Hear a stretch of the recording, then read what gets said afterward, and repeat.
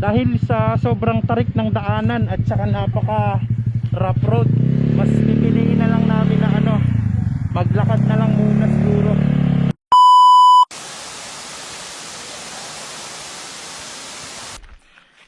Grabe talaga pagka broken hearted ka.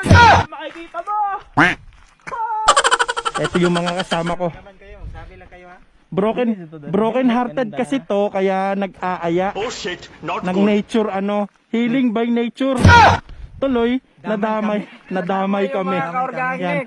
Nadamay ang mga ka-organic team dahil sa broken hearted na kasama natin eh. What's up mga buddy? Ito nga ang unang araw na pupunta kami sa Pasalan Falls. At ito yung dinaanan namin. Tara, samahan nyo kami. Ibudol natin sila. Kunyari picture pero video talaga to. Etong daanan na ito pa lang yung papunta. Parang napakalayo pa na ito. Kanina namin yung falls nandito lang sa baba na ito. Pero hindi pala ganun yung inaakala namin.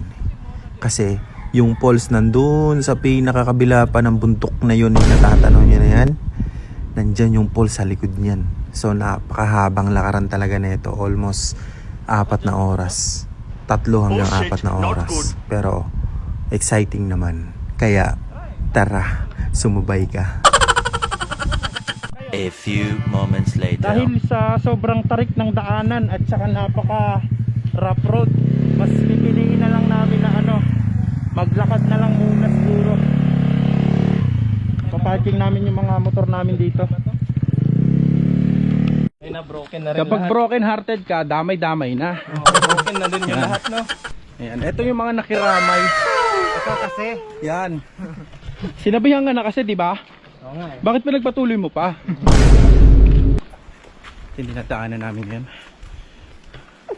So hindi na namin kaya magmotor. Kawawa yung aming mga motor. Uy, so kayo motor ni mo dun isa. Okay ra ka Kasi- tong mga habal-habal. Napakalubak talaga niya. So naglakad na lang kami.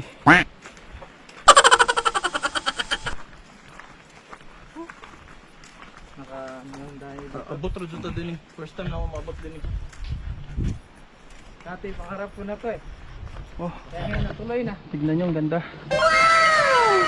Ito yung pupuntahan yata natin yung falls na yan sa baba. Ayun yung falls. Ayun Bads, nakita mo Bads? Ayun no? Yung isa yung kanina. Pero mas maganda yung pasalan eh. Yan. Uy! Hoy! Bads, wag. Sa amin ngang paglalakad nadulas dito si Kamarcha na buti na lang nahawakan siya. Nako kung hindi. Parang iniisip ni Martin nun, naglas. Dali ako nito ah. Ingat talaga dito. Bird na? Sobrang almost 35 minutes na kaming naglalakad ng puro paakyat at puro lubak ka. Meron kami nakita na kubo. Yan.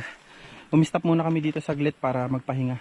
Tingnan lang. Habang ine-enjoy namin yung May mga pinya niya birds oh. Mga organic. habang ine-enjoy namin yung view. Mukhang